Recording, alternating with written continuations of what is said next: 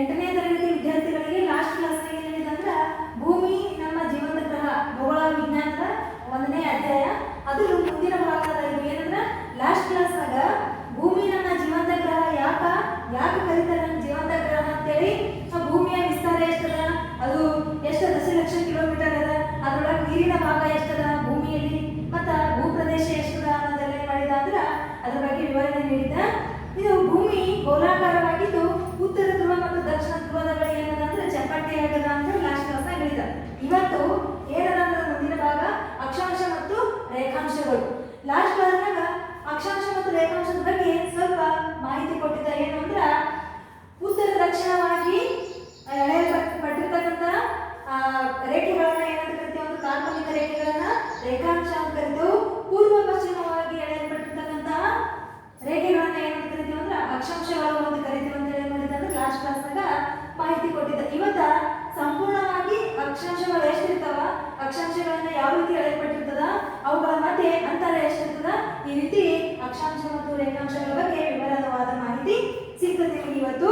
ಇನ್ನು ಅಕ್ಷಾಂಶ ಅಂದ್ರ ಹೆಂಗಿರ್ತದ ಅಂದ್ರ ಭೂಮಿಯ ಮಧ್ಯದಲ್ಲಿ ಇವು ಅಕ್ಷಾಂಶ ಮತ್ತು ರೇಖಾಂಶಗಳು ಈ ರೀತಿ ನೀವು ಚಿತ್ರದಾಗ ನೋಡುತ್ತೀರಂದ್ರೆ ನೀವು ಏನ್ ಮಾಡ್ಕೋಬಹುದು ಅಂದ್ರೆ ನಿಜವಾಗ್ಲೂ ನಾವು ಭೂಮಿಯ ಮೇಲೆ ಇವುಗಳನ್ನ ಏನ್ ಮಾಡಿಲ್ಲ ಅಂದ್ರ ಎಳೆಯಲಾಗಿಲ್ಲ ನಾವು. ಆದ್ರ ಕಾಲ್ಪನಿಕವಾಗಿ ಭೂಮಿಯನ್ನ ಅಧ್ಯಯನ ಮಾಡುವ ದೃಷ್ಟಿಯಿಂದ ಮತ್ತು ಭೂಮಿಯಲ್ಲಿ ಸಮಯಗಳನ್ನ ಸರಿ ಹೊಂದಿಸುವ ದೃಷ್ಟಿಯಿಂದ ಏನ್ ಮಾಡಿದೀವಿ ಅಂದ್ರ ಕಾಲ್ಪನಿಕವಾಗಿ ಭೂಮಿಯ ಮೇಲೆ ಏನ್ ಮಾಡಿದೀವಿ ಅಂದ್ರ ಭೂಮಧ್ಯ ರೇಖೆ ಇದು ಭೂಮಿಯ ಭೂಗೋಳದ ಮೇಲೆ ಅಥವಾ ಗ್ಲೋಬನ ಮೇಲೆ ನಕ್ಷೆಯ ಮೇಲೆ ಏನ್ ಮಾಡಿದೀವಿ ಅಂದ್ರೆ ಕಾಲ್ಪನಿಕವಾಗಿ ಈ ರೀತಿ ಏನ್ ಮಾಡಿದೀವಿ ಅಂದ್ರ ಜಾಲದ ವ್ಯವಸ್ಥೆಯನ್ನ ಮಾಡ್ಕೊಂಡು ಅಧ್ಯಯನಕ್ಕೆ ಉಪಯೋಗವನ್ನ ಮಾಡ್ಕೊಂಡಿವಿ ಈ ರೀತಿ. ಇನ್ನು ಮೊದಲನೇದಾಗಿ ಅಕ್ಷಾಂಶ ನೋಡ್ರಿ. ಅಕ್ಷಾಂಶ ಅಂದ್ರೆ ಎದಕ್ಕಂತ ಕರೀತಾರೆ ಅಂದ್ರ ಭೂಮಧ್ಯ ರೇಖೆಯಿಂದ ಉತ್ತರ ದಕ್ಷಿಣಕ್ಕಿರುವ ಕೋನದ ಅಂತರ, ಉತ್ತರ ದಕ್ಷಿಣಕ್ಕಿರುವ ಕೋನದ ಅಂತರದಲ್ಲಿ ಭೂಮಧ್ಯ ರೇಖೆಯನ್ನ ಏನ್ ಎಳಿತೀವಿ ಅದನ್ನ ಏನಂತ ಕರಿತೀವಿ ಅಂದ್ರ ಅಕ್ಷಾಂಶ ಅಂತ ಕರಿತೇವೆ. ವೃತ್ತಕ್ಕೆ ಸಮಾನವಾಗಿರುವಂತೆ ಗೋಳದ ಮೇಲೆ ಪೂರ್ವ ಮತ್ತು ಪಶ್ಚಿಮವಾಗಿ ಎಳೆದಿರ್ತಕ್ಕಂಥ ರೇಖೆಗಳಿಗೆ ಏನಂತ ಕರಿತೀವಿ ಅಂದ್ರ ಅಕ್ಷಾಂಶಗಳು ಅಂತ ಕರಿತೇವೆ. ಇದು ಇಲ್ಲಿ ಅಕ್ಷಾಂಶಗಳಲ್ಲಿ 0 ಡಿಗ್ರಿ ಇದನ್ನ ಏನಂತ ಕರಿತೇವೆ ಅಂದ್ರೆ ಸಮಭಾಜಕ ವೃತ್ತ ಅಂತ ಕರಿತೇವೆ. ಗೋಳದ ಮೇಲೆ ಮಧ್ಯದಲ್ಲಿ ಎಳೆದಿರ್ತಕ್ಕಂಥ ಈ ಒಂದು ರೇಖೆಯನ್ನ ಏನಂತ ಕರಿತೇವೆ ಅಂದ್ರೆ ಈ ಒಂದು ಅಕ್ಷಾಂಶವನ್ನ ಸಮಭಾಜಕ ವೃತ್ತ ಅಂತ ಕರಿತೇವೆ. ಇವು ಒಟ್ಟು ಎಷ್ಟಿರ್ತಾವ ಅಂದ್ರ ಈ ಗೋಳದ ಮೇಲೆ ಎಷ್ಟು ಅಕ್ಷಾಂಶಗಳನ್ನ ಎಳೆಯಲಾಗಿದೆ ಅಂದ್ರ ಉತ್ತರ ಧ್ರುವದಲ್ಲಿ 90, ದಕ್ಷಿಣ ಧ್ರುವದಲ್ಲಿ 90, ಒಟ್ಟು 180 ಏನವ ಅಂದ್ರೆ ಅಕ್ಷಾಂಶಗಳವ. ಇನ್ನು ಈ ಸಮಭಾಜಕ ವೃತ್ತ ಒಂದು 0 ಡಿಗ್ರಿ ಹಿಡ್ಕೊಂಡ್ರೆ ಒಟ್ಟು ಎಷ್ಟಾಗ್ತದೆ ಅಂದ್ರೆ 181 ಅಕ್ಷಾಂಶಗಳಾಗ್ತಾವ ಮಕ್ಕಳೇ. ಭೂಮಿಯ ಮೇಲೆ ನಾವೇನ್ ಮಾಡಿದ್ವಿ ಅಂದ್ರೆ ಅಧ್ಯಯನಕ್ಕೋಸ್ಕರ ಭೂಗೋಳದ ಮೇಲೆ ಗ್ಲೋಬ್ನ ಮೇಲೆ ಅಥವಾ ನಕ್ಷೆಯ ಮೇಲೆ ಏನ್ ಮಾಡಿದ್ವಿ ಅಂದ್ರೆ ಕಾಲ್ಪನಿಕವಾಗಿ ಈ ಒಂದು ಜಾಲದ ವ್ಯವಸ್ಥೆಯನ್ನ ಮಾಡ್ಕೊಂಡಿದ್ದೇವೆ. ಅವುಗಳಿಗೆ ಅಕ್ಷಾಂಶ ರೇಖಾಂಶಗಳ ಅಂತರ. ಅದ್ರಾಗ ಅಕ್ಷಾಂಶ ಅಂತ ಎದಕ್ಕೆ ಕರಿತಂದ್ರ ಪೂರ್ವ ಪಶ್ಚಿಮವಾಗಿ ಎಳೆದಿರ್ತಕ್ಕಂಥ ಸಮಾನಾಂತರ ಕೋನಗಳನ್ನ ವೃತ್ತಗಳನ್ನ ಏನಂತ ಕರಿತೇವೆ ಅಂದ್ರ ಇವು ಅಕ್ಷಾಂಶಗಳು ಅಂತ ಕರಿತೇವೆ. ಅದ್ರಾಗ 0 ಡಿಗ್ರಿ ಮಧ್ಯದಲ್ಲಿರ್ತಕ್ಕಂಥ ಈ ವೃತ್ತವನ್ನ ಸಮಭಾಜಕ ವೃತ್ತ ಅಂತ ಕರಿತೇವೆ ಮಕ್ಕಳೇ. ಈ ಸಮಭಾಜಕ ವೃತ್ತದ ಮೇಲೆ 90, ಕೆಳಗಡೆ 90, ಒಟ್ಟು 180 ಮಧ್ಯದ ಸಮಭಾಜಕ ವೃತ್ತವನ್ನು ಹಿಡ್ಕೊಂಡು 180 ಏನಂತಾವ ಅಂದ್ರ ಅಕ್ಷಾಂಶಗಳು ಆಗ್ತವೆ. ಈ ರೀತಿ ಅಕ್ಷಾಂಶಗಳಲ್ಲಿ ಒಂದು ಅಕ್ಷಾಂಶದಿಂದ ಮತ್ತೊಂದು ಅಕ್ಷಾಂಶಕ್ಕೆ ಈ ರೀತಿ ಅಕ್ಷಾಂಶಗಳನ್ನ ಹೇಳ್ಕೊಂಡಿದ್ದೇವೆ. ಒಂದು ಅಕ್ಷಾಂಶದಿಂದ ಮತ್ತೊಂದು ಅಕ್ಷಾಂಶಕ್ಕೆ ಅಂತರ ಎಷ್ಟಿರ್ತದೆ ಅಂದ್ರೆ ಭೂಮಿ ಮೇಲೆ 110.4 ಕಿಲೋಮೀಟರ್ಗಳಷ್ಟು ಏನಿರ್ತದೆ ಅಂದ್ರ ಅಂತರ ಇರ್ತದೆ. ಎಷ್ಟಿರ್ತದೆ ಅಂದ್ರ ಒಂದು ಅಕ್ಷಾಂಶದಿಂದ ಹಿಂಗೆ ಹೇಳ್ಕೊತ ಹೋಗ್ತೀವಿ. ಈಗ ಇದು ಅಕ್ಷಾಂಶ, ಇದು ಒಂದು ಅಕ್ಷಾಂಶದಿಂದ ಇನ್ನೊಂದು ಅಕ್ಷಾಂಶದ ಅಂತರ ಎಷ್ಟಿರ್ತದೆ ಅಂದ್ರೆ 110.4 ಕಿಲೋಮೀಟರ್ಗಳಷ್ಟು ಏನಾಗಿರ್ತದೆ ಅಂದ್ರ ಅಂತರ ಇರ್ತದ. ಈ ರೀತಿ ಭೂಮಿಯ ಮೇಲೆ ಇಲ್ಲಿ ಏನಾಗಿದೆ ಅಂದ್ರೆ ಪ್ರಧಾನ ಅಕ್ಷಾಂಶಗಳನ್ನ ಇಲ್ಲಿ ನಿಮಗೆ ಕೊಡಲಾಗಿದೆ. ಅಂದ್ರೆ ಒಟ್ಟು 180 ಅಕ್ಷಾಂಶಗಳಲ್ಲಿ ಪ್ರಧಾನ ಅಂದ್ರೆ ಬಹಳ ಮುಖ್ಯವಾಗಿರ್ತಕ್ಕಂಥ ಅಕ್ಷಾಂಶಗಳನ್ನ ಇಲ್ಲಿ ಕೊಡಲಾಗಿದೆ. ಯಾವುದು ಅಂದ್ರೆ ಇದು ಮಧ್ಯದಲ್ಲಿರೋದು ಯಾವುದು ಅಂದ್ರೆ 0 ಡಿಗ್ರಿ ಸಮಭಾಜಕ ವೃತ್ತ ಅಂತ ಕರೀತಾರೆ. ಇದಕ್ಕೆ ಏನಂತ ಕರೀತಾರೆ ಅಂದ್ರೆ 0 ಡಿಗ್ರಿ ಸಮಭಾಜಕ ವೃತ್ತ ಅಂತ ಕರೀತಾರೆ. ಇದು ಮತ್ತೊಂದು ಪ್ರಮುಖವಾಗಿದೆ ಯಾವುದು ಅಂದ್ರೆ 23.5 ಡಿಗ್ರಿ ಉತ್ತರ ಅಕ್ಷಾಂಶ. ಇದಕ್ಕೆ ಏನಂತ ಕರೀತಾರೆ ಅಂದ್ರೆ ಕರ್ಕಾಟಕ ಸಂಕ್ರಾಂತಿ ವೃತ್ತ ಅಂತ ಕರೀತೀವಿ. ಇದು ಇಲ್ಲಿ ನಮ್ಮ ಭೂಮಿ ಮೇಲೆ ನಮ್ಮ ಭಾರತ ಎಲ್ಲಿ ಬರ್ತದೆ ಅಂದ್ರೆ ಇಲ್ಲಿ ಉತ್ತರ ಧ್ರುವದಾಗ ಬರ್ತದೆ. ಸಮಭಾಜಕದ ವೃತ್ತದ ಮೇಲೆ ಉತ್ತರದಾಗ ಬರ್ತದೆ ನಮ್ಮ ಭಾರತದಾಗ ಒಂದು ಅಕ್ಷಾಂಶ ಹಾದು ಹೋಗ್ಯದ. ಯಾವುದು ಅಂದ್ರೆ ಕರ್ಕಾಟಕ ಸಂಕ್ರಾಂತಿ ವೃತ್ತ. ನಮ್ಮ ಭಾರತದ ಮಧ್ಯ ಭಾಗದಲ್ಲಿ ಹಾದು ಹೋಗಿರ್ತಕ್ಕಂಥ ಅಕ್ಷಾಂಶ ಯಾವುದು ಅಂದ್ರೆ ಕರ್ಕಾಟಕ ಅಕ್ಷಾಂಶ. ಇದಕ್ಕೆ ಕರ್ನಾಟಕ ಸಂಕ್ರಾಂತಿ ವೃತ್ತ ಅಂತ ಕರೀತಾರ. ಇದಕ್ಕಿಂತ ಮೇಲ್ಗಡೆ ಧ್ರುವ ಕಡೆಗೆ ಹೋದಾಗ 66 ಡಿಗ್ರಿ ಉತ್ತರ ಅಕ್ಷಾಂಶ. ಇದಕ್ಕೆ ಏನಂತ ಕರೀತಾರೆ ಅಂದ್ರೆ ಉತ್ತರ ಧ್ರುವ ಅಂತ ಕರೀತಾರೆ. ಇದು ಇನ್ನೊಂದು ಪ್ರಧಾನ ಅಕ್ಷಾಂಶ. ಇದು ಆತರ ಉತ್ತರ ಧ್ರುವ ವೃತ್ತ ಅಂತ ಕರೀತಾರೆ. ಇದಕ್ಕ ಉತ್ತರ ಧ್ರುವ ಉತ್ತರ ಅಕ್ಷಾಂಶ ಏನಂತ ಕರೀತಾರೆ ಅಂದ್ರೆ ಉತ್ತರ ಅಕ್ಷಾಂಶ. ಇದಕ್ಕ ಉತ್ತರ ಧ್ರುವ ಅಂತ ಕರೀತಾರೆ. ಅದೇ ರೀತಿ ಸಮಭಾಜಕ ವೃತ್ತದ ಉತ್ತರ ಭಾಗದಾಗ ಐತಿ. ಸಮಭಾಜಕ ವೃತ್ತದ ದಕ್ಷಿಣ ಭಾಗದಾಗ ಬಂದಾಗ 23.5 ಡಿಗ್ರಿ ದಕ್ಷಿಣ ಅಕ್ಷಾಂಶ. ಇದಕ್ಕ ಏನಂತ ಕರೀತಾರೆ ಅಂದ್ರೆ ಮಕರ ಸಂಕ್ರಾಂತಿ ವೃತ್ತ ಅಂತ ಕರೀತಾರೆ. ಉತ್ತರದಲ್ಲಿ ಬರ್ತಕ್ಕಂಥ 23.5 ಡಿಗ್ರಿ ಉತ್ತರ ಅಕ್ಷಾಂಶಕ್ಕ ಕರ್ನಾಟಕ ಸಂಕ್ರಾಂತಿ ವೃತ್ತ ಕರೆದ್ರ 23.5 ಡಿಗ್ರಿ ದಕ್ಷಿಣ ಅಕ್ಷಾಂಶಕ್ಕ ಮಕರ ಸಂಕ್ರಾಂತಿ ವೃತ್ತ ಅಂತ ಕರೀತಾರೆ. ಅದಾದ್ಮೇಲೆ ಇನ್ನೊಂದು ಪ್ರಧಾನ ಅಕ್ಷಾಂಶ ಯಾವುದು ಅಂದ್ರೆ 66.5 ಡಿಗ್ರಿ ದಕ್ಷಿಣ ಅಕ್ಷಾಂಶ. ಇದಕ್ಕೆ ಏನಂತ ಕರೀತಾರೆ ಅಂದ್ರೆ ದಕ್ಷಿಣ ಧ್ರುವ ವೃತ್ತ ಅಂತ ಕರೀತಾರೆ. ಇನ್ನು ಇನ್ನೊಂದು ಪ್ರಧಾನ ಅಕ್ಷಾಂಶ ಯಾವುದು ಅಂದ್ರೆ ದಕ್ಷಿಣ ಧ್ರುವ. ಇದಕ್ಕ ದಕ್ಷಿಣ ಅಕ್ಷಾಂಶ ಅಲ್ಲ, ಇದಕ್ಕ ದಕ್ಷಿಣ ಧ್ರುವ ಅಂತ ಕರೀತಾರೆ. ಈ ರೀತಿ ಪ್ರಮುಖ ಬಹಳಷ್ಟು, ಯಾಕಂದ್ರೆ ಒಟ್ಟು ಅಕ್ಷಾಂಶಗಳು ರೇಖಾಂಶಗಳು ಎಷ್ಟಾಗಂತ ನಮ್ಗೆ ಗೊತ್ತಾಗ್ಯದ. ಅವು ಅಷ್ಟು ಇಲ್ಲಿ ಜಾಲದ ರೂಪದಲ್ಲಿ ತೋರಿಸಲಿಕ್ಕಾದ್ರೂ ಇವೆಲ್ಲ ಏನಂದ್ರೆ ಬಹಳ ಪ್ರಮುಖವಾಗಿರ್ತಕ್ಕಂಥ ಪ್ರಧಾನ ಅಕ್ಷಾಂಶಗಳು ಇವೆಲ್ಲ. ಇನ್ನು ರೇಖಾಂಶಗಳ ವಿಷಯಕ್ಕೆ ಬಂದ್ರೆ ಇದು ಅಕ್ಷಾಂಶಗಳ ಬಗ್ಗೆ ಐತಂದ್ರ ಅಕ್ಷಾಂಶಗಳು ಎಷ್ಟಿರ್ತಾವ ಅಂದ್ರೆ ಒಟ್ಟು 180 ಇರ್ತಾವ. ಒಂದು ಸಮಭಾಜಕ ವೃತ್ತ ತಿಳ್ಕೊಂಡು 181 ಅಥವಾ ಒಂದರಿಂದ ಇನ್ನೊಂದು ವ್ಯತ್ಯಾಸ ಎಷ್ಟಿರ್ತದೆ ಅಂದ್ರೆ 110.4 ಕಿಲೋಮೀಟರ್ ಅಷ್ಟೇ ಇರ್ತದಂದ್ರೆ ವ್ಯತ್ಯಾಸ ಇರ್ತದೆ. ಈ ರೀತಿ ಅಕ್ಷಾಂಶಗಳ ಬಗ್ಗೆ ಗೊತ್ತಾಯ್ತು. ಇನ್ನು ಇನ್ನೊಂದು ಏನಂದ್ರೆ ರೇಖಾಂಶಗಳು. ಇವು ರೇಖಾಂಶಗಳನ್ನ ಹೆಂಗಿರ್ತಂದ್ರ ಸಮಭಾಜಕ ವೃತ್ತವನ್ನ ಸಮಕೋನದಲ್ಲಿ ಛೇದಿಸುವಂತೆ. ಇದು ಸಮಭಾಜಕ ವೃತ್ತ ಅಂತ ಗೊತ್ತಾಯ್ತು. ಇದನ್ನ ಏನ್ ಮಾಡ್ಬೇಕು ಅಂದ್ರೆ ಸಮಕೋನದಲ್ಲಿ, ಒಂದು ವೃತ್ತದಲ್ಲಿ ಈಗ ಸಮಕೋನಗಳು ಅಂತ ಗೊತ್ತಿರ್ತದೆ ನಿಮಗೆ. ಹೆಂಗಂದ್ರ ಒಂದು ವೃತ್ತದಲ್ಲಿ ಈಗ ನಾವು ಒಂದು ಮಕರ ಸಂಕ್ರಾಂತಿ ಸಮಭಾಜಕ ವೃತ್ತ ಹೇಳಿದ್ರಲ್ಲ, ಇದನ್ನ ಸಮಕೋನದಲ್ಲಿ ಛೇದಿಸುವಂತಹ ಉತ್ತರ ಮತ್ತು ದಕ್ಷಿಣ ಧ್ರುವಗಳನ್ನ ಸಂಧಿಸುವಂತಹ ಒಂದು ಕಾಲ್ಪನಿಕ ರೇಖೆಗೆ ಏನು ಕರಿತೀವಿ ನಾವು ರೇಖಾಂಶಗಳು ಅಂತ ಕರಿತೀವಿ. ಈ ರೀತಿ ನಾವು ನೋಡ್ತೇವೆ ಅಕ್ಷಾಂಶಗಳು ಏನಿರ್ತಾವಂದ್ರ ಅಕ್ಷಾಂಶಗಳಲ್ಲಿ ಒಂದು ವಿಷಯ ಏನಂದ್ರ ಒಂದು ಅಕ್ಷಾಂಶದಿಂದ ಇನ್ನೊಂದು ಅಕ್ಷಾಂಶ ಅಂತರ ಅಷ್ಟೇ ಇರ್ತದ. ಆದ್ರೆ ಅಕ್ಷಾಂಶಗಳು ಧ್ರುವದ ಕಡೆಗೆ ಹೋದಾಗ ಚಿಕ್ಕು ಹಾಕೋತೋಗ ಅಂದ್ರೆ ನೋಡಿ ಇಲ್ಲಿ ಅಕ್ಷಾಂಶಗಳು ಏನಂದ್ರೆ ಸಮಭಾಜಕ ವೃತ್ತದ ದೊಡ್ಡದ, ಮುಂದೆ ಭಾಗ ಒಂದು ಸ್ವಲ್ಪ ಸಣ್ಣದಾಗ್ಯದ, ಮತ್ತೊಂದು ಜರ ಸಣ್ಣದಾಗ್ಯದ. ಈ ರೀತಿ ಧ್ರುವಕ್ಕೆ ಹೋದಾಗ ಏನಂತಂದ್ರೆ ಅಕ್ಷಾಂಶಗಳು ಚಿಕ್ಕದಾಗ್ಕೋತ ಹೋಗ್ತಾವ. ಇದು ಅಕ್ಷಾಂಶಗಳ ವಿಶಿಷ್ಟತೆ. ಆದ್ರೆ ರೇಖಾಂಶಗಳ ಹಂಗಿಲ್ಲ. ರೇಖಾಂಶಗಳು ಏನಂತಂದ್ರ ಎಲ್ಲಿ ಹುಟ್ಟವಲ್ಲ ಇದು ರೇಖಾಂಶ, ಇದು ಎಲ್ಲಿ ಸ್ಟಾರ್ಟ್ ಆಗ್ತದೆ ಮತ್ತೆ ಒಂದೇ ಕಡೆ ಬಂದು ಸೇರ್ತಾವ. ಅಷ್ಟು ರೇಖಾಂಶಗಳು ಏನಂತಂದ್ರ ಒಂದೇ ಕಡೆ ಬಂದು ಸೇರ್ತಾವ. ಆದ್ರೆ ಅಕ್ಷಾಂಶಗಳು ಒಂದೇ ಕಡೆ ಬಂದು ಸೇರೇನು ಇದು ಸಪರೇಟ್ ಅದ. ಅಕ್ಷಾಂಶಗಳು ಏನು ಅಂದ್ರ ಒಂದರಿಂದ ಒಂದೊಂದು ಭಿನ್ನವಾಗಿವ. ಆದ್ರೆ ರೇಖಾಂಶಗಳಾಗಿಲ್ಲ. ಎಲ್ಲಾ ರೇಖಾಂಶಗಳು ಏನಂತಂದ್ರೆ ಒಂದೇ ಕಡೆ ಬಂದು ಸೇರ್ಕೋತಾವ. ಆದ್ರ ಹೆಂಗಂದ್ರೆ ಈ ರೇಖಾಂಶದ ವಿಶಿಷ್ಟತೆ ಏನು ಅಂದ್ರ ರೇಖಾಂಶ ಮಧ್ಯ ಭಾಗದ ಅಗಲವಾಗಿದ್ದು ಮ್ಯಾಕ್ ಹೋದಂಗ ಏನಾಗಿರೋದು ಚಿಕ್ಕದಾಗ್ತದೆ ನೋಡಿ ಅಂತಾರ. ಏನಾಗ್ಯದ ಇಲ್ಲಿ ಎರಡು ನಡುವೆ ಒಂದು ಅಕ್ಷಾಂಶ ಒಂದು ರೇಖಾಂಶದಿಂದ ಇನ್ನೊಂದು ರೇಖಾಂಶ ನಡುವೆ ಇಷ್ಟು ಏನದ ಅಂದ್ರ ಸ್ಥಳಾವಕಾಶ ಅದ. ಆದ್ರ ಮುಂದೆ ಉತ್ತರಕ್ಕೆ ಹೋದಾಗ ಈ ಕಡೆ ದಕ್ಷಿಣಕ್ಕೆ ಬಂದಂಗೆ ಏನಾಗ್ಕೋತ ಹೋಗ್ತಾವ ಅಂದ್ರ ರೇಖಾಂಶಗಳಲ್ಲಿ ಏನಾಗ್ತಾವ ಅಂದ್ರ ಚಿಕ್ಕದಾಗ್ಕೋತ ಹೋಗ್ತಾವ. ರೇಖಾಂಶದ ಮಧ್ಯದಲ್ಲಿ ಇರ್ತಕ್ಕಂಥ ಸ್ಥಳ ಏನಾಗ್ಬಿಡ್ತದ ಅಂದ್ರ ಚಿಕ್ಕದಾಗ್ಕೋತ ಹೋಗ್ತದೆ. ಈ ರೀತಿ ಸಮಭಾಜಕ ವೃತ್ತದ ಮೂಲಕ ಹಾದು ಹೋಗಿರ್ತಕ್ಕಂಥ ಈ ಒಂದು ಸಮಕೋನದಲ್ಲಿ ಛೇದಿಸುವಂತಹ ಉತ್ತರ ದಕ್ಷಿಣವಾಗಿ ಛೇದಿಸುವಂತಹ ಕಾಲ್ಪನಿಕ ರೇಖೆಗಳಿಗೆ ಏನಂತ ಕರಿತೀವಿ ಅಂದ್ರೆ ನಾವು ರೇಖಾಂಶಗಳು ಅಂತ ಕರಿತೇವೆ. ಈ ರೇಖಾಂಶಗಳನ್ನ ಮಧ್ಯಾಹ್ನದ ರೇಖೆಗಳು ಅಂತ ಕರಿತೇವೆ. ಯಾಕೆ ಕರೀತಾರೆ ಇವು ರೇಖಾಂಶಗಳಿಗೆ ಮಧ್ಯಾಹ್ನದ ರೇಖೆಗಳು? ರೇಖಾಂಶಗಳು ಯಾವುವು ಅಕ್ಷಾಂಶಗಳು ಯಾವುವು ಅನ್ನೋದು ಪಕ್ಕ ನೆನಪಿಟ್ಕೋರಿ. ರೇಖಾಂಶಗಳು ಅಂದ್ರ ಉತ್ತರ ಮತ್ತು ದಕ್ಷಿಣವಾಗಿ ಇರತಕ್ಕಂಥ ಕಾಲ್ಪನಿಕ ರೇಖೆಗಳು ರೇಖಾಂಶಗಳು. ಪೂರ್ವ ಮತ್ತು ಪಶ್ಚಿಮವಾಗಿ ಇರತಕ್ಕಂಥ ಕಾಲ್ಪನಿಕ ರೇಖೆಗಳೇನಂದ್ರೆ ಅಕ್ಷಾಂಶಗಳು. ಇಲ್ಲಿ ಇವುಕ ರೇಖಾಂಶಗಳಿಗೆ ಮಧ್ಯಾಹ್ನದ ರೇಖೆ ಅಂತ ಕರೀತಾರೆ. ಯಾಕೆ ಕರೀತಾರೆ ಹಂಗಂದ್ರ ಈ ಒಂದು ರೇಖಾಂಶ ಅದ ಉತ್ತರ ಧ್ರುವದಿಂದ ದಕ್ಷಿಣ ಧ್ರುವದವರೆಗೂ ಈ ರೇಖಾಂಶಕ್ಕೆ ಎದಾಗ ಸೂರ್ಯನ ಕಿರಣಗಳು ನೇರವಾಗಿ ಬಿದ್ದೀವಿ ಅಂದ್ರ ಈ ರೇಖಾಂಶ ಈ ಹುಟ್ಟಿ ಮುಗಿಯುವವರೆಗೂ ಏನಾಗಿರ್ತಂದ್ರ ಇಡೀ ರೇಖಾಂಶ ಉದ್ದಕ್ಕೂ ಒಂದೇ ಟೈಮ್ ಎಲ್ಲ ಸ್ಥಳಗಳದಾಗ ಒಂದೇ ಟೈಮ್ ಮಧ್ಯಾಹ್ನ ಆಗಿರ್ತದೆ.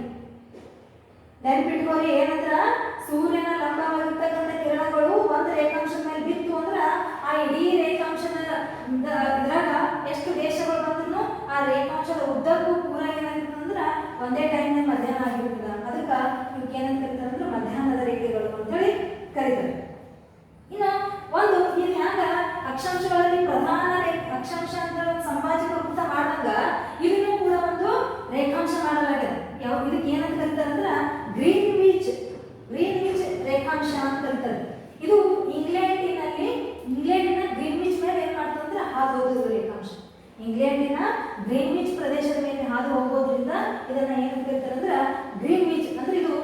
ಇದು ಮಧ್ಯದಾಗ ಇದು ರೇಖಾಂಶ ಮಧ್ಯದಾಗ ಈಚ ಕಡೆ ಎಷ್ಟವ ಅಂದ್ರ 180 ಏನು ಮಾತ್ರ 180 ರೇಖಾಂಶಗಳವ ಎಚ್ ಕಡೆ ಅಂದ್ರ ಪಶ್ಚಿಮ ಪೂರ್ವಕ್ಕೆ ಎಷ್ಟು ಅಂದ್ರೆ 180 ಒಟ್ಟು ಎಷ್ಟು ಅಂದ್ರೆ 360 ರೇಖಾಂಶಗಳು ಒಟ್ಟು ರೇಖಾಂಶಗಳು ಎಷ್ಟು ಅಂದ್ರೆ 360 ರೇಖಾಂಶಗಳವ ಏನಂದ್ರ ಎಲ್ಲಿ ಅಂದ್ರೆ ಉತ್ತರಕ್ಕ ಪೂರ್ವಕ 180 ಪಶ್ಚಿಮಕ್ಕ 180 ಒಟ್ಟು ಎಷ್ಟು ಅಂದ್ರೆ 360 ರೇಖಾಂಶಗಳು ಮಧ್ಯದ ರೇಖೆಗೆ ಇರ್ತಕ್ಕಂಥ ಹೆಸರು ಏನು ಅಂದ್ರೆ ಗ್ರೀನ್ವಿಚ್ ರೇಖಾಂಶ ಇದು ಗ್ರೀನ್ವಿಚ್ ರೇಖಾಂಶ ಅಂತ ಕರಿತೇವೆ ಮಧ್ಯದಾಗ ಇದು ಎಲ್ಲಿ ಅದ ಅಂದ್ರೆ ಇಂಗ್ಲೆಂಡಿನ ಗ್ರೀನ್ವಿಚ್ ಪ್ರದೇಶದ ಮೇಲಿಂದಾಗಿ ಹಾದುಹೋಗುತ್ತಿದ್ದು ಅದಕ್ಕಾಗಿ ಇದಕ್ಕೆ ಗ್ರೀನ್ವಿಚ್ ರೇಖಾಂಶ ಅಂತೇಳಿ ಕರೀತಾರೆ ಇದನ್ನ 0 ಡಿಗ್ರಿ ಅಂತ ಇದನ್ನ ಏನು ಮಾಡಲಾಗ್ಯದ ಅಂದ್ರೆ ಇದು 0 ಡಿಗ್ರಿಗೆ ಹೋಲಿಸಲಾಗಿದೆ ಇದು ಸಮಭಾಜಕ ವೃತ್ತದ ಕಡೆಗೆ ಹೋದಂತೆ ಎರಡು ರೇಖಾಂಶಗಳು ಹೀಗೆ ಹೇಳ್ದ ಯಾವ ಸಮಭಾಜಕ ವೃತ್ತದಾಗ ಅಗಲವಾಗಿರ್ತವ ಸಮಭಾಜಕ ವೃತ್ತದಿಂದ ಧ್ರುವದ ಕಡೆಗೆ ಉತ್ತರ ಧ್ರುವದ ಕಡೆಗೆ ದಕ್ಷಿಣ ಧ್ರುವದ ಕಡೆಗೆ ಬರೋದನ್ನಾಗ ಏನಾಗ್ತದೆ ಅಂದ್ರೆ ಚಿಕ್ಕ ಹಾಕೋತ ಬರ್ತಾವ ಸಣ್ಣ ಹಾಕೋತ ಬರ್ತಾವ ನಡುವಿನ ಅಂತರ ಏನಾಗ್ತದೆ ಅಂದ್ರೆ ಕಡಿಮೆ ಹಾಕೋತ ಹೋಗ್ತದ ಅಂತೇಳಿ ಒಟ್ಟು ಇನ್ನು ಒಂದು ರೇಖಾಂಶದಿಂದ ಇನ್ನೊಂದು ರೇಖಾಂಶಕ್ಕಿರುವಂತಹ ಅಂತರ ಎಷ್ಟು ಅಂದ್ರೆ 111 ಕಿಲೋಮೀಟರ್ ಒಂದು ಅಕ್ಷಾಂಶದಿಂದ ಇನ್ನೊಂದು ಅಕ್ಷಾಂಶಕ್ಕೆ 110.4 ಕಿಲೋಮೀಟರ್ ಅದೇ ಒಂದು ರೇಖಾಂಶದಿಂದ ಇನ್ನೊಂದು ರೇಖಾಂಶಕ್ಕೆ 111 ಕಿಲೋಮೀಟರ್ ಏನಂದ್ರೆ ಅಂತರ ಇರ್ತದೆ ಇದು ಎಲ್ಲ ಭೂಮಿ ಮೇಲೆ ಜಾಲದ ವ್ಯವಸ್ಥೆ ಆಯಿತು ಈಗ ನಾವು ಸಮಯ ಹೆಂಗೆ ಹೊಂದಿಸ್ಕೋತೇವೆ ಹೆಂಗಾಗಿರ್ತಂದ್ರೆ ಈ ಇಡೀ ಭೂಮಿ ಮೇಲೆ ಹೆಂಗಾಗಿರ್ತಂದ್ರೆ ಸೂರ್ಯ ಒಂದು ದೇಶದ ಹುಟ್ಟಿದ ಅಂದ್ರೆ ಇನ್ನೊಂದು ದೇಶದಾಗ ಸೂರ್ಯನ ಬೆಳಕಿರಲಿಲ್ಲ ಅಂದ್ರೆ ಇನ್ನೊಂದು ದೇಶದಾಗ ಸೂರ್ಯ ಬೆಳಗಿರ್ತಾನೆ ಅದಕ್ಕೆ ಸಮಯವನ್ನ ಹೆಂಗೆ ಯಾವ ರೀತಿ ನಾವು ಹೊಂದಿಸ್ಕೋಬೇಕು ಪ್ರಪಂಚದಲ್ಲಿ ಬದುಕುವವರು ಓಡಾಡುವವರಿಗೆ ಸಹಾಯ ಆಗಬೇಕು ಅಂದ್ರೆ ಸಮಯದ ಹೊಂದಾಣಿಕೆ ಹೆಂಗಾಗಬೇಕು ಅಂದ್ರೆ ರೇಖಾಂಶದ ಮತ್ತು ವೇಳೆ ಹೆಂಗಿರ್ತದೆ ನೋಡ್ರಿ ಏನಂದ್ರೆ ಒಂದು ರೇಖಾಂಶದಿಂದ ಇನ್ನೊಂದು ರೇಖಾಂಶ ನಡುವೆ ಎಷ್ಟು ಸಮಯ ಇರ್ತದ ಅಂದ್ರೆ 4 ನಿಮಿಷ ಇರ್ತದೆ ಒಂದು ರೇಖಾಂಶದಿಂದ ಇನ್ನೊಂದು ರೇಖಾಂಶಕ್ಕೆ ಸಮಯ ಎಷ್ಟಿರ್ತದೆ ಅಂದ್ರೆ 4 ನಿಮಿಷ ಒಟ್ಟು ಎಷ್ಟು ರೇಖಾಂಶ ಅಂದ್ರೆ 360 ರೇಖಾಂಶ ಮಾಡಿ ನೋಡ್ರಿ 360 × 4 ಅಂದ್ರೆ ಎಷ್ಟಾಗ್ತದೆ ಅಂದ್ರೆ 1440 ನಿಮಿಷಗಳಾಯ್ತು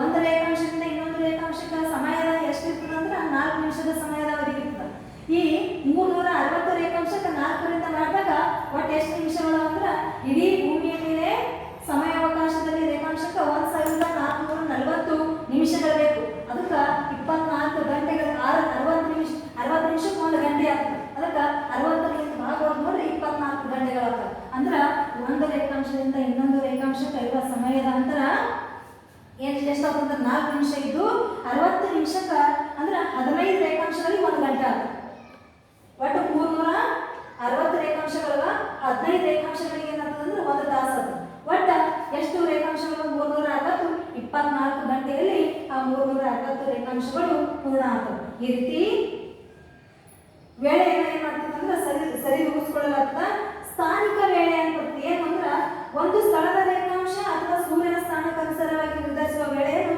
ಸ್ಥಾನಿಕ ವೇಳೆ ಅಂತ ಕರೀತಾರೆ ಅಂದ್ರೆ ಒಂದು ಸ್ಥಳದ ಮೇಲೆ ಸೂರ್ಯನ ಕಿರಣಗಳು ನೇರವಾಗಿ ಬೀಳುವುದರಿಂದ ಏನಾಗಿರ್ತದೆ ಅಂದ್ರೆ ಮಧ್ಯಾಹ್ನ 12 ಗಂಟೆ ಆಗಿರ್ತದೆ ಹಾಗೆ ಹೇಳೋದನ್ನ ಮಧ್ಯಾಹ್ನ 12 ಗಂಟೆ ಆಗಿತ್ತು ಸೂರ್ಯನ ಲಂಬವಾಗಿರ್ತಕ್ಕಂಥ ಕಿರಣಗಳಲ್ಲಿ ಬಿದ್ದು ಅಂದ್ರೆ ಅದು ಇಡೀ ರೇಖಾಂಶ ಮುಗಿಯುವವರೆಗೆ ಇಡೀ ರೇಖಾಂಶದ ಉದ್ದಕ್ಕೂ ಏನಾಗಿರ್ತದೆ ಒಂದೇ ಸಮಯ ತೋರಿಸ್ತದೆ ಅಂದ್ರೆ ಮಧ್ಯಾಹ್ನನೇ ಆಗಿರ್ತದೆ ಎಲ್ಲ ಕಡೆಗೆ ಈ ರೀತಿ ಇದನ್ನ ಮಧ್ಯಾಹ್ನದ ರೇಖೆ ಅಂತ ಕರೀತಾರ ಆದರ್ಶ ವೇಳೆ ಈಗ ನಾವು ಸಮಯವನ್ನು ಹೆಂಗೆ ಸರಿದೂಗಿಸ್ಕೊತೀವಿ ಅಂದ್ರೆ ನೋಡ್ರಿ ಒಂದು ಸ್ಥಳದಿಂದ ಇನ್ನೊಂದು ಸ್ಥಳ ಭೂಮಿ ಮೇಲೆ ಸಮಯದ ಅಂತರ ಅಂದ್ರೆ ನಮ್ಮಲ್ಲಿ 5 ಆಗಿತ್ತಂದ್ರೆ ಬೇರೆ ಇನ್ನೊಂದು ಪ್ರದೇಶದಾಗ ಏನಾಗಿರ್ತದೆ ಅಂದ್ರೆ 1-2 ತಾಸು ಮುಂದೆ ಇರ್ತದೆ 1-2 ತಾಸು ಹಿಂದೆ ಇರ್ತದೆ ಅದಕ್ಕೆ ನಾವು ಸಮಯವನ್ನು ಹೆಂಗೆ ಸರಿದೂಗಿಸ್ಬೇಕು ಅಂದ್ರೆ ಸ್ಥಳಕ್ಕೆ ಅನುಸಾರವಾಗಿ ಸಮಯವನ್ನು ಸರಿದೂಗಿಸ್ಕೋಬೇಕು ನಾವು ನಮ್ಮ ಒಂದು ದೇಶದಾಗ ಒಂದೇ ಸಮಯ ಹಿಡಿತಾರೆ ಕೆಲವೊಂದು ದೊಡ್ಡ ದೇಶಗಳದಾಗ ಏನಾಗಿರ್ತಾವ ಅಂದ್ರೆ ಒಂದೇ ದೇಶದಾಗೆ ಬೇರೆ ಬೇರೆ ಟೈಮ್ ಇರ್ತದೆ ಒಂದು ದೇಶದ ಈ ಭಾರತ ಅಂದ್ರೆ ಉತ್ತರ ಭಾರತದ ಒಂದು ಸಮಯ ಇದ್ರೆ ದಕ್ಷಿಣ ಭಾರತದ ಒಂದು ಸಮಯ ಇರ್ತದೆ ಅದು ನಮ್ಮಲ್ಲಿ ಭಾರತ ಅಷ್ಟೇನು ದೊಡ್ಡದಾಗಿರ್ತಕ್ಕಂಥ ದೇಶ ಆಗಿಲ್ಲ ಅದಕ್ಕೆ ನಮ್ಮಲ್ಲಿ ಒಂದೇ ಸಮಯವನ್ನು ಉಪಯೋಗ ಮಾಡಿ ಬಳಸ್ಕೋತೇವೆ ನಾವು ವ್ಯವಹಾರಕ್ಕಾಗಿ ಅದು ಯಾವುದು ಅಂದ್ರೆ ನಮ್ಮಲ್ಲಿ 82.5 ಡಿಗ್ರಿ ಪೂರ್ವ ರೇಖಾಂಶ ಆ ರೇಖಾಂಶ ಎಲ್ಲಿ ಹೋಗ್ತದೆ ನಮ್ಮಲ್ಲಿ ಉತ್ತರ ಪ್ರದೇಶದಾಗ ಅಲಹಾಬಾದ್ನಾಗ ಅದು ಒಂದು ರೇಖಾಂಶ ಹಾದು ಉತ್ತರ ಪ್ರದೇಶದ ಅಲಹಾಬಾದ್ನಾಗ ಆ ರೇಖಾಂಶ ಹಾದು ಹೋಗೋದ್ರಿಂದ ಇದು ನಮ್ಮ ಭಾರತದ ಮಧ್ಯಭಾಗದಲ್ಲಿ ಬರ್ತದೆ ಉತ್ತರ ಪ್ರದೇಶದ ಅಲಹಾಬಾದ್ ಏನಾಗ್ತಂದ್ರೆ ನಮ್ಮ ಭಾರತದ ಮಧ್ಯಭಾಗದಲ್ಲಿ ಬರೋದ್ರಿಂದ ಇದೇ ವೇಳೆಯನ್ನು ನಾವೇನು ಮಾಡ್ತೀವಿ ಅಂದ್ರೆ ಇಡೀ ಭಾರತಕ್ಕೂ ಅನ್ವಯ ಮಾಡ್ತೀವಿ. ಆದ್ರೆ ದೊಡ್ಡ ದೊಡ್ಡ ದೇಶಗಳಾಗಿರ್ತಕ್ಕಂಥ ರಷ್ಯಾ, ಕೆನಡಾ ಇಂಥ ದೇಶಗಳಲ್ಲಿ ಏನ್ ಮಾಡ್ತಾರೆ ಅಂದ್ರೆ ಆ ದೇಶದ ಒಂದು ಮೂಲೆಯಲ್ಲಿ ಒಂದು ಸಮಯ ಆಗಿದ್ರೆ ಇನ್ನೊಂದು ಮೂಲೆಯಲ್ಲಿ ಏನಾಗಿರ್ತದೆ 2-3 ಗಂಟೆ ಸಮಯ ಏನಾಗಿರ್ತದೆ ಹಿಂದೆ ಮುಂದೆ ಇರುತ್ತೆ. ಮುಂದಲ್ಲಿ ಇರ್ತದ ಈಗ ರಷ್ಯಾದಂಥ ದೊಡ್ಡ ದೇಶಗಳಲ್ಲಿ ಪೂರ್ವಕ 4 ಗಂಟೆ ಆಗಿದ್ರೆ ಪಶ್ಚಿಮ ಕಡೆಗೆ ಏನಾಗಿರ್ತದೆ ಅಂದ್ರೆ 6 ಗಂಟೆ ಆಗಿರ್ತದ, ಅಥವಾ ಉತ್ತರದ ಕಡೆಗೆ 4 ಗಂಟೆ ಆಗಿರ್ತದೆ, ದಕ್ಷಿಣದ ಕಡೆಗೆ ಏನಾಗಿರ್ತದ ಅಂದ್ರೆ 5 ಗಂಟೆ 6 ಗಂಟೆ ಈ ರೀತಿ ಏನಾಗಿರ್ತದೆ ಸಮಯದ ವ್ಯತ್ಯಾಸ ಇರ್ತದೆ ದೊಡ್ಡ ದೇಶಗಳಲ್ಲಿ. ಆದ್ರೆ ಚಿಕ್ಕ ದೇಶಗಳಲ್ಲಿ ರೇಖಾಂಶಗಳು ಕಡಿಮೆ ಹಾದು ಹೋಗಿರೋದ್ರಿಂದ ಏನಾಗಿರ್ತದೆ ಸಮಯ ನಮ್ಮ ಭಾರತ ದೇಶದಲ್ಲಿ ನಮ್ಮ ಭಾರತ ದೇಶದಲ್ಲೂ ಏನಾಗಿರೋದು ರೇಖಾಂಶಗಳು ಹಾದು ಹೋಗ್ಯಾವ. ಆದ್ರೆ ನಡುವೆ ಇರ್ತಕ್ಕಂಥ ಭಾರತದ ಮಧ್ಯಭಾಗದಲ್ಲಿ ಹಾದು ಹೋಗಿರ್ತಕ್ಕಂಥ ರೇಖಾಂಶ ಯಾವುದು ಅಂದ್ರೆ 82 ಡಿಗ್ರಿ ಪೂರ್ವ ರೇಖಾಂಶ. ಇದನ್ನು ನಾವು ನಮ್ಮ ಸಮಯಕ್ಕೆ, ನಮ್ಮ ಭಾರತದ ಸಮಯಕ್ಕೆ ಇದನ್ನೇ ಉಪಯೋಗಿಸ್ಕೊತೇವೆ. ಇದು ಎಲ್ಲಿ ಹೋಗ್ತಂದ್ರೆ ಉತ್ತರ ಪ್ರದೇಶದ ಅಲಹಾಬಾದ್ನಾಗ ಈ ಒಂದು ಸಮಯ ಹಾದು ಹೋಗ್ತದೆ. ಇಡೀ ಭೂಮಿ ಒಂದು ಸಮಯ ಅದ, ನಮ್ಮ ಭಾರತಕ್ಕೆ ಒಂದು ಸಮಯ ಅದ. ನಾವು ಭಾರತಕ್ಕೆ ನಮಗೊಂದು ಸಮಯ ಮಾಡ್ಕೊಂಡಿದ್ದೇವೆ. ನಾವು ಇಡೀ ಭೂಮಿ ಒಂದು ಸಮಯ ಅದ ಅಂದ್ರೆ ಈ ನಡುವರ್ತಕ್ಕಂಥ ಈ ಗ್ರೀನ್ವಿಚ್ ರೇಖಾಂಶದ ಸಮಯಕ್ಕೂ ನಮ್ಮ ಭಾರತದ ಸಮಯಕ್ಕೂ 5.5 ತಾಸು ಮುಂದದ ನಮ್ಮ ಸಮಯ. ಅಂದ್ರೆ ನಾವು 5.5 ತಾಸು ಏನಿದ್ದೇವು ಮುಂದೆ ನಮ್ಮಲ್ಲಿ ಜಲ್ದಿ ಹೊಂದಿರ್ತಾನೆ ಸೂರ್ಯ, ನಮ್ಗಿಂತ 5.5 ತಾಸು ಹಿಂದಿರ್ತದೆ ಪ್ರಪಂಚದ. ಇಡೀ ಭೂಮಿಯ ಸಮಯ ಏನಾಗಿರ್ತದೆ ಅಂದ್ರೆ ನಮ್ಮ ಭಾರತದ ಸಮಯಕ್ಕಿಂತ 5.5 ಗಂಟೆ ಏನಿರ್ತದಂದ್ರೆ ಹಿಂದಿರ್ತಾರೆ ಅವ್ರನ್ನ.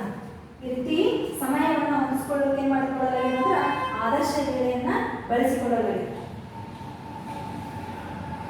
ಪ್ರಪಂಚದಾಗ ಕೆಲವೊಂದು ರಾಷ್ಟ್ರಗಳಲ್ಲಿ ಏನಾಗಿದೆ ಅಂದ್ರೆ ದೊಡ್ಡ ರಾಷ್ಟ್ರಗಳಾಗ 45ಕ್ಕಿಂತ ಹೆಚ್ಚಿನ ರೇಖಾಂಶಗಳು ಹಾದು ಒಂದೇ ದೇಶದಲ್ಲಿ. ನಾ ಹೇಳೋದಾಗ್ಲಿ ಎಂಥ ದೇಶಗಳು ಅಂದ್ರೆ ರಷ್ಯಾ ಮತ್ತು ಕೆನಡಾ ಮತ್ತು ಇನ್ನೂ ಹಲವಾರು USA, ಇವುಗಳಲ್ಲಿ ಏನಾಗಿದೆ ಆಸ್ಟ್ರೇಲಿಯಾ ಇಂಥಲ್ಲಿ ಏನಾಗಿದೆ ಅಂದ್ರೆ ದೊಡ್ಡ ದೇಶಗಳಲ್ಲಿ ನಮ್ಮಲ್ಲಿ ಒಂದು 2-3 ರೇಖಾಂಶ ಹಾದೋಗಿ ಅಂದ್ರೆ ನಾವು ಮಧ್ಯದ ರೇಖಾಂಶ ಹಿಡ್ಕೊಂಡು ಅದರ ಸಮಯ ತಗೋತೀವಿ. ಆದರೆ ದೊಡ್ಡ ದೇಶಗಳಲ್ಲಿ ಒಂದೇ ದೇಶದಾಗ 45-50 ರೇಖಾಂಶಗಳು ಹಾಕಿರ್ತಾವೆ. ಅವ್ರು ಹೆಂಗಂದ್ರೆ ಒಂದು ರೇಖಾಂಶದಿಂದ ಇನ್ನೊಂದು ರೇಖಾಂಶಕ್ಕೆ ಏನಾಗಿರ್ತಂದ್ರೆ ಸಮಯದ ಅಂತರ ಇರ್ತದೆ. ಅವ್ರು ಹೆಂಗೆ ಸಮಯ ಸರಿ ಮುಗಿಸ್ಕೋಬೇಕು ಅಂದ್ರೆ ಈಗ ನೋಡಿ ರಷ್ಯಾದಾಗ ಇಡೀ ಭೂಗೋಳದಾಗ 24 ವೇಳಾವಲಯಗಳು ಮಾಡ್ಯಾರ. ಇಡೀ ಭೂಮಿ ಮೇಲೆ 24 ವೇಳಾವಲಯ ಅದ. ಆ 24ದಾಗ ಒಂದು ವೇಳಾವಲಯದಿಂದ ಇನ್ನೊಂದು ವೇಳಾವಲಯಕ್ಕೆ ಎಷ್ಟು ಅಂತರ ಇರ್ತದೆ? 1 ಗಂಟೆ. 24 ವೇಳಾವಲಯ ಅಂದ್ರೆ 24 ಗಂಟೆಗಳಾಯ್ತು. 24 ಗಂಟೆ ಅಂದ್ರೆ 1 ದಿನ ಆಯ್ತು. ಅದಕ್ಕೆ ಏನ್ ಮಾಡ್ಕೊಂಡ್ರ ಅಂದ್ರೆ 24 ವೇಳಾವಲಯಗಳಿರ್ತಾವ. ಅದರ ದೊಡ್ಡ ದೇಶಗಳಲ್ಲಿ ಒಂದೇ ದೇಶದಾಗೆ 3-4 ವೇಳಾವಲಯಗಳಿರ್ತವೆ. ಯಾಕಂದ್ರೆ ಅದು ದೇಶ ವಿಸ್ತರಣೆಯಲ್ಲಿ ದೊಡ್ಡದಾಗಿದ್ದು ಅದಕ್ಕೆ ಏನಾಗಿರ್ತದೆ ಅಂದ್ರೆ ಅಲ್ಲಿ 3-4 ಈಗ ನೋಡಿ ರಷ್ಯಾದಾಗ ಏನಂದ್ರೆ 11 ವೇಳಾವಲಯಗಳು. ಅವ್ರು ಯಾವ ವೇಳೆ ಇರಬೇಕು ಅಂದ್ರೆ ಒಂದು ವೇಳಾವಲಯದಿಂದ ಇನ್ನೊಂದು ವೇಳಾವಲಯಕ್ಕೆ 1 ತಾಸು ಡಿಫ್ರೆನ್ಸ್ ಇರ್ತದೆ. ಅಂದ್ರೆ ಆ ದೇಶದಾಗ ಒಂದು ಜಾಗಕ್ಕೆ ಒಂದು ರೇಖಾಂಶದಿಂದ ಇನ್ನೊಂದು ರೇಖಾಂಶಕ್ಕೆ 1 ತಾಸು ಏನಾಗ್ತಂದ್ರೆ ಹೆಚ್ಚು ಕಡಿಮೆ ಹಾಕೋತಾ ಹೋಗ್ತಿರ್ತದೆ. ಈ ರೀತಿ ಅವ್ರು ಏನ್ ಮಾಡ್ತಾರೆ ಅಂದ್ರೆ ತಮ್ಮ ದೇಶದ ಮಧ್ಯದ ರೇಖೆಯನ್ನು ಅನುಸರಿಸಿ ಏನ್ ಮಾಡ್ತಾರೆ ಅಂದ್ರೆ ಆದರ್ಶ ವೇಳೆಯನ್ನ ಅನ್ವಯ ಮಾಡ್ಕೋತಾರೆ. ಈ ರೀತಿ ಇದು ದೇಶದಲ್ಲಿ ಇರೋರಿಗೆ ಏನಾಗ್ತಿರ್ತಂದ್ರೆ ಆದರ್ಶ ವೇಳೆ ಸಮಯದ ಅನುಕೂಲ ಕಲ್ಪರ್ತದೆ. ಆದ್ರೆ ದೇಶದಿಂದ ವಿದೇಶಕ್ಕೆ ತಿರುಗಾಡುವವರಿಗೆ, ಅಂತಾರಾಷ್ಟ್ರೀಯ ಪ್ರಯಾಣ ಮಾಡುವವರಿಗೆ ಏನಾಗ್ತಂದ್ರೆ ದಿನಾಂಕ ಮತ್ತು ವೇಳೆ ಬಹಳ ಪ್ರಪಂಚ ಮಾಡುವವರಿಗೆ ಇದು ವೇಳೆ ಏನ್ ಮಾಡ್ತಂದ್ರೆ ಅವರೇ ಸರಿ ತೂಗಿಸ್ಕೋಬೇಕಾಗ್ತದೆ. ಈಗ ಏನ್ ಮಾಡ್ತಾರೆ ಕೆಲವೊಬ್ರು ಅಂದ್ರೆ ದೇಶ ವಿದೇಶ ಸುತ್ತಾಡುವವರಿಗೆ ಏನಾಗಿರ್ತದೆ ಅಂದ್ರೆ ಸಮಯ ಹೆಚ್ಚು ಕಡಿಮೆ ಆಗ್ತದೆ. ಹೆಂಗಾಗ್ತದೆ ಅನ್ನೋದು ನೋಡಿ, ಪ್ರಪಂಚವನ್ನ ಪ್ರದಕ್ಷಿಣೆ ಹಾಕುವ ಪ್ರಯಾಣಿಕರಿಗೆ ವಾರದಲ್ಲಿನ ಸರಿಯಾದ ದಿನಗಳನ್ನು ಸರಿಪಡಿಸಲು ಸಮಸ್ಯೆ ಉಂಟಾಗ್ತದೆ. ಯಾಕಂದ್ರೆ ಗ್ರೀನ್ವಿಚ್ನ ರೇಖಾಂಶದ ವಿರುದ್ಧವಾದ ದಿಕ್ಕಿನಲ್ಲಿರುವ 180 ಡಿಗ್ರಿ ರೇಖಾಂಶದ ಮೇಲೆ ಪ್ರಪಂಚದ ಪರ್ಯಟನೆ ಅಂದ್ರೆ ಪ್ರಪಂಚನ ಸುತ್ತಾಡಿ ನೋಡುವವರು ತಮ್ಮ ಸಂದರ್ಭಕ್ಕೆ ತಕ್ಕಂತೆ ಏನ್ ಮಾಡ್ಕೋಬೇಕಾಗ್ತಂದ್ರೆ ದಿನಾಂಕವನ್ನ ಸರಿದೂಗಿಸ್ಕೋಬೇಕಾಗ್ತದೆ. ಹೆಂಗಂದ್ರೆ ಪೆಸಿಫಿಕ್ ಸಾಗರದ ಮೇಲೆ ಒಂದು ರೇಖಾಂಶ ಹಾದು ಹೋಗ್ತದೆ 180 ಡಿಗ್ರಿ ರೇಖಾಂಶ. ಆ ರೇಖಾಂಶ ಹಾದು ಹೋಗುವಾಗ ನಡಬರ್ಕ್ ಏನಾದ್ರೆ ಪೆಸಿಫಿಕ್ ಸಾಗರದ ಮೇಲೆ ಹಾದು ಹೋಗ್ತದೆ. ಅದು ಹಾದು ಹೋಗುವಾಗ ನಡಬರ್ಕ್ ಭೂಭಾಗ ಹತ್ತದ. ಅದಕ್ಕಾಗಿ ಆ ರೇಖಾಂಶ ಏನಾಗಿರ್ತದೆ ಅಂದ್ರೆ ಅಂಕುಡೊಂಕಾಗಿ ಈ ರೀತಿ ಏನಾಗಿರ್ತದೆ ಅಂದ್ರೆ ಆ ರೇಖಾಂಶವನ್ನ ಎಳೆಯಲಾಗಿದೆ. ಭೂಭಾಗವನ್ನ ತಪ್ಪಿಸುವ ಸಲುವಾಗಿ 180 ಡಿಗ್ರಿ ಆ ರೇಖಾಂಶವನ್ನ ಏನ್ ಮಾಡಲಾಗಿದೆ ಅಂದ್ರೆ ಅಂಕುಡೊಂಕಾಗಿ ಏನ್ ಮಾಡಲಾಗಿದೆ ಅಂದ್ರೆ ಎಳೆಯಲಾಗಿದೆ. ಹಡಗು ಮತ್ತು ವಿಮಾನದಲ್ಲಿ ಪ್ರಯಾಣ ಮಾಡೋರಿಗೆ ಸಮಯದ ಸಮಸ್ಯೆ ಬಹಳಷ್ಟು ಉಂಟಾಗ್ತದೆ. ಯಾಕಂದ್ರೆ ಈ ನೋಡಿ ಹಡಗು ಮತ್ತು ವಿಮಾನದ ಹಡಗಿನ ಪ್ರಯಾಣ ಮಾಡೋದು ಏನ್ ಸಮಸ್ಯೆ ಆಗ್ತದೆ ಅಂದ್ರೆ ಈ 180 ಡಿಗ್ರಿ ಡಿಗ್ರಿ ರೇಖಾಂಶವನ್ನು ದಾಟುವಾಗ ದಿನಾಂಕ ಮತ್ತು ದಿನಗಳನ್ನು ಬದಲಾಯಿಸ್ಕೋಬೇಕಾಗ್ತದೆ. ಹೆಂಗ ಅಂದ್ರೆ ಈ ಹಡಗಿನಾಗ ಏನಾಗಿತ್ತು ಅಂದ್ರೆ ಪಶ್ಚಿಮದಿಂದ ಪೂರ್ವಕ್ಕೆ ಹೋಗೋದಿರ್ತದೆ. ಪಶ್ಚಿಮದಿಂದ ಪೂರ್ವಕ್ಕೆ ಹೋಗ್ಬೇಕಂದ್ರೆ ಏಷ್ಯಾದಿಂದ ಎಲ್ಲಿಗೆ ಹೋಗ್ಬೇಕು? ಉತ್ತರ ಅಮೆರಿಕ. ಪಶ್ಚಿಮದಿಂದ ಪೂರ್ವಕ್ಕೆ ಅಂದ್ರೆ ಪಶ್ಚಿಮದಲ್ಲಿರ್ತಕ್ಕಂಥ ಏಷ್ಯಾದಿಂದ ಪೂರ್ವದಲ್ಲಿರ್ತಕ್ಕಂಥ ಉತ್ತರ ಅಮೆರಿಕಕ್ಕೆ ಹೋಗ್ಬೇಕಾಗಿರ್ತದೆ. ಅವಾಗ ಏನ್ ಮಾಡ್ಬೇಕಾಗ್ತದೆ ಅವರು? ಒಂದೇ ದಿನ ಎರಡೆರಡು ಸಲ ಅಂದ್ರೆ 24 ತಾರೀಕಿತ್ತು ಅವತ್ತಿನ ಅಂದ್ರೆ ಅದು ಮರುದಿನ ಅವ್ರಿಗೆ ಏನಾಗಿರುತ್ತೆ? 24 ತಾರೀಕಿಗೆ ಇರ್ತದೆ. ಯಾಕಂದ್ರ ಪೂರ್ವದಿಂದ ಪಶ್ಚಿಮದಿಂದ ಪೂರ್ವಕ್ಕೆ ಹೋಗ್ಬೇಕಾದ್ರೆ ಒಂದು ದಿನ ಏನಾಗ್ಬಿಡುತ್ತೆ ಅಂದ್ರೆ ಎರಡೆರಡು ಸಲ ಬರ್ತದೆ ಒಂದೇ ದಿನ. ಅದೇ ಪೂರ್ವದಿಂದ ಪಶ್ಚಿಮಕ್ಕೆ ಬರ್ಬೇಕಾಗಿತ್ತಂದ್ರ ಉತ್ತರ ಅಮೆರಿಕದಿಂದ ವಾಪಸ್ ಏಷ್ಯಾಕ್ಕೆ ಹೋಗ್ಬೇಕಾಗಿತ್ತಂದ್ರ ಒಂದು ದಿನ ಏನಾಗ್ತಂದ್ರೆ ಲ್ಯಾಪ್ಸ್ ಆಗ್ತದೆ.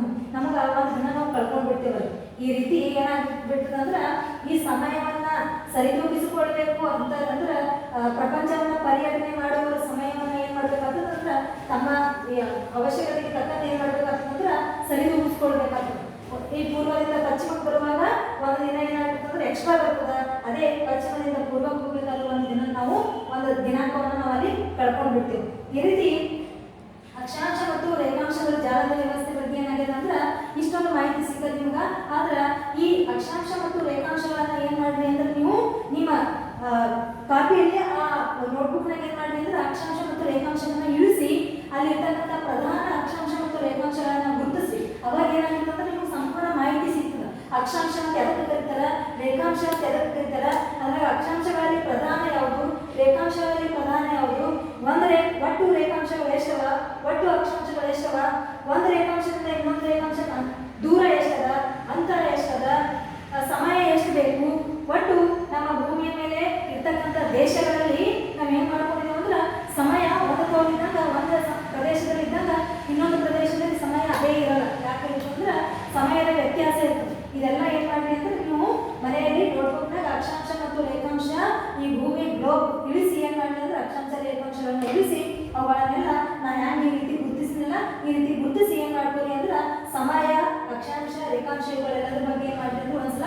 ಪ್ರಾಕ್ಟೀಸ್ ಮಾಡ್ರಿ. ಅಂದ್ರೆ ಏನ್ ಮಾಡ್ತಂದ್ರೆ ಇದು ಅಕ್ಷಾಂಶ ರೇಖಾಂಶದ ಬಗ್ಗೆ ತಿಳಿದಿದೆ ನಿಮ್ಗೆ. ಯಾಕಂದ್ರೆ ಇದು ಏನಾಗಿತ್ತು ಅಂದ್ರೆ ಜಾಲದ ವ್ಯವಸ್ಥೆ ಅಷ್ಟೊಂದು ಬೇಗ ಏನಾಗಲ್ಲ ಅಂತ ಅರ್ಥ ಆಗಲ್ಲ. ಒಂದ್ಸಲ